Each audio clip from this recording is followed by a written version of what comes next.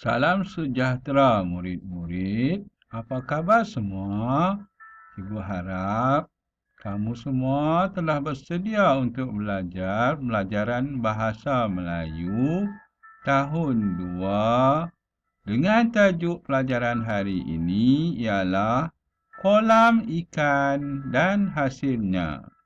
Kemahiran yang perlu murid kuasai hari ini ialah mengenal pasti isi tersurat dan tersirat.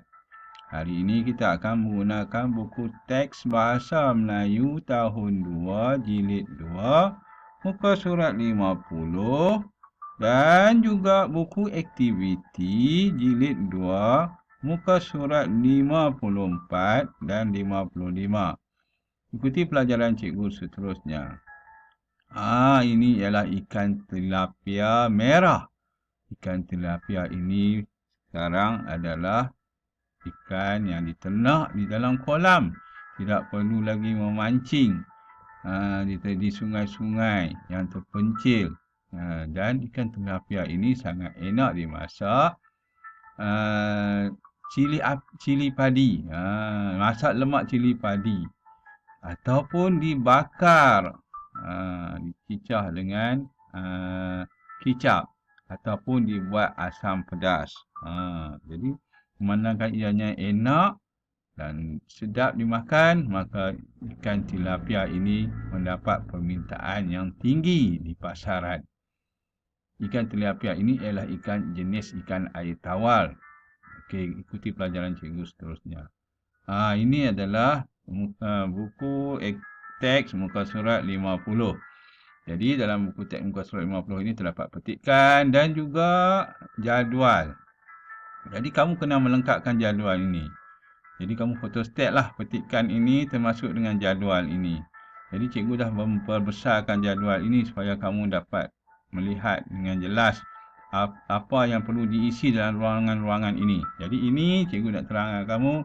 Ini perenggan yang pertama. Cikgu akan potong perenggan yang pertama ini untuk kita bincang jawapannya. Ini perenggan yang kedua, perenggan yang ketiga, perenggan yang keempat. Jadi kamu fotostat keseluruhan ini dan kamu akan isi jawapan di dalam sini. Okey, sekarang cikgu akan pergi kepada perenggan demi perenggan untuk membincangkan jawapannya. Mari kita ikuti pelajaran cikgu seterusnya. Okey. Ini perenggan yang pertama. Kolam ikan dan hasilnya.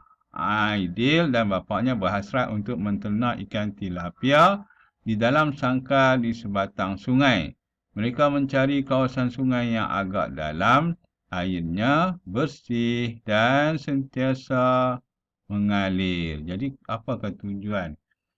Dia mencari kawasan. Iaitu mencari kawasan sungai yang agak dalam itu adalah isi yang tersurat. Jadi, mengapakah dia perlu mencari sungai yang agak dalam? Ya, isi tersiratnya yang kamu perlu fikir ialah untuk memastikan bekalan oksigen yang cukup dan mengeluarkan bahan buangan dari dalam sangkar secara semula jadi. Jadi, ikan tu dapat oksigen yang cukup kerana kolam yang dalam serta bahan buangannya tu, najis-najisnya tu dapat tenggelam di dasar dan tidak mencemarkan air tu. Jadi dia perlukan air yang sungai yang dalam. Okey, perenggan yang kedua. Ini perenggan yang kedua. Selepas bapaknya membeli sangkar yang diperbuat daripada besi, Bapa Aidil meminta beberapa orang pekerjanya memasukkan sangkar itu ke dalam sungai. Jadi mereka telah membeli sangkar yang diperbuat daripada besi. Kenapa mereka membeli sangkar yang diperbuat daripada besi? Cuba kamu fikirkan untuk isi yang tersirat. Yang tersurat sudah digaris. Yang tersirat, fikirkan. Ya, memastikan sangkar itu kukuh dan tahan lama. Sebab itu orang pakai besi. Okey, kita pergi seterusnya. Perenggan yang ketiga. Aidil dan bapaknya melepaskan benih ikan pada waktu pagi.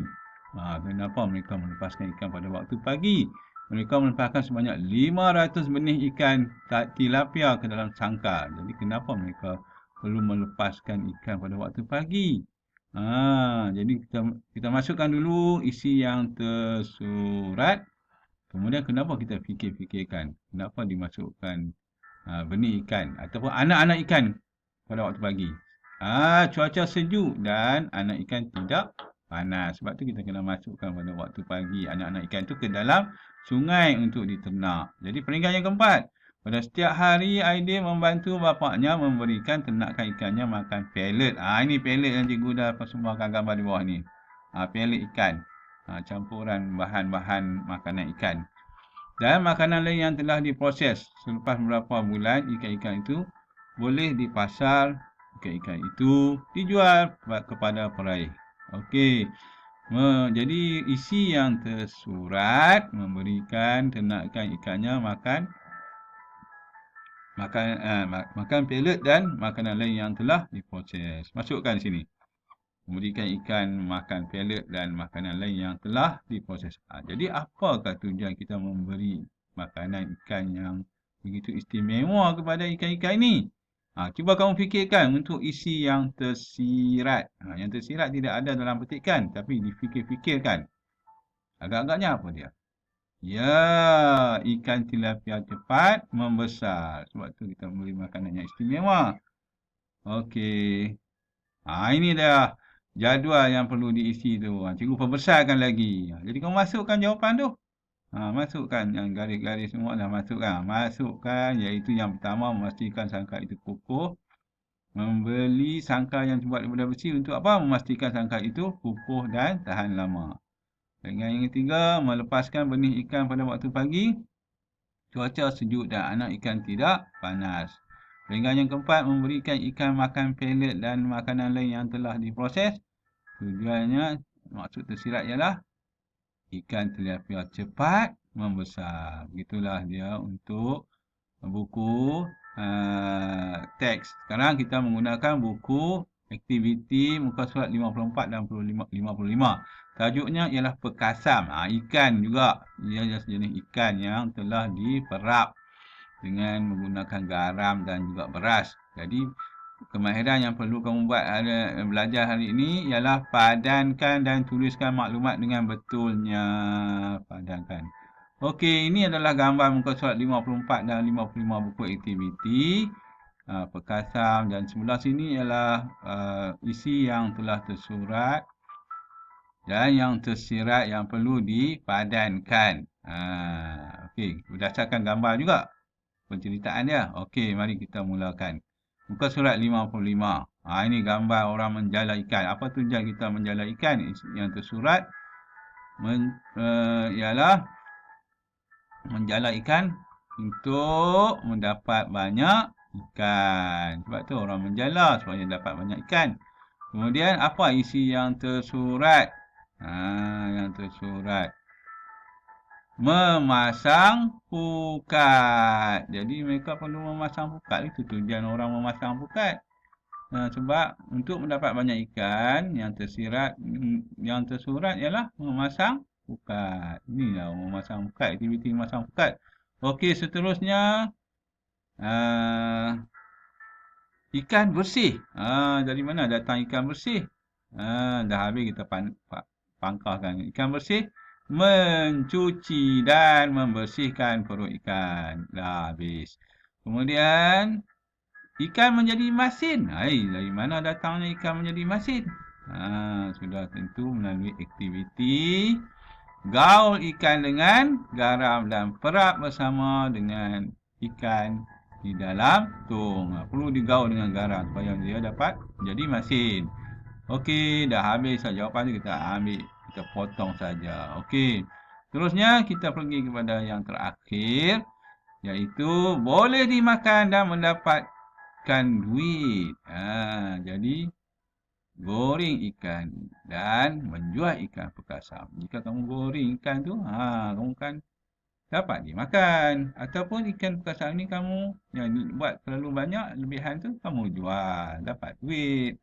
Itulah dia pelajaran kita hari ini. Semoga murid mendapat manfaat daripada perkongsian jawapan yang telah cikgu berikan. Jika kamu ada jawapan cadangan yang lebih baik, silakan kemukakan dalam jawapan kamu itu. Jadi, baca buku teks, muka surat 50, isikan jadual itu, kemudian buat latihan itu dalam buku pemahaman. Jadual, kamu photostat sajalah jadual tadi tu. Okey, yang seterusnya, buku aktiviti, muka surat 55. Kamu jawab soalan dan masukkan maklumat ke dalam ruangan-ruangan yang telah disediakan tadi. Sekian saja pelajaran kita hari ini. Jawab soalan kuis yang cikgu sertakan nanti. Sekian, terima kasih. Jaga kesihatan kamu. Berjumpa lagi nanti.